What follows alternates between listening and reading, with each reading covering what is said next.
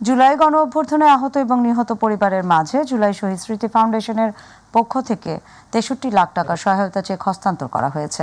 রবিবার জাহাঙ্গীরনগর বিশ্ববিদ্যালয় জহির রায়হান মিলনায়তনে সেমিনার কক্ষে এই চেক প্রদান করেন সংগঠনটির প্রধান নির্বাহী কর্মকর্তা মীর মাহবুবুর রহমান স্নিগ্ধ। এ সময় সাভার আশুলিয়া এলাকায় আহতদের চিকিৎসা সহায়তা এবং নিহতদের পুনর্বাসনে মোট ৩৯ পরিবারকে চেক দেওয়া হয়। আহত ৩৩ পরিবারকে ১ লাখ টাকা করে ৩৩ লাখ টাকা এবং নিহত ৬ পরিবারকে ৫ লাখ করে ৩০ লাখ টাকার চেক প্রদান করা হয়। চেক হস্তান্তর অনুষ্ঠানে বৈষম্য বিরোধী ছাত্র আন্দোলনের আহ্বায়ক আরিফুজ্জামান উজ্জ্বল, সদস্য সচিব তৌহিদ মোহাম্মদ সিয়াম এবং অন্যান্য সদস্যরা উপস্থিত ছিলেন। ব্যাপারে জানতে পেরেছি যারা বিভিন্ন প্রতারণার মাধ্যমে জুলাই শহীদ স্মৃতি ফাউন্ডেশনের নাম করে বিভিন্ন প্রতারণা করে টাকা হাতিয়ে নিচ্ছে।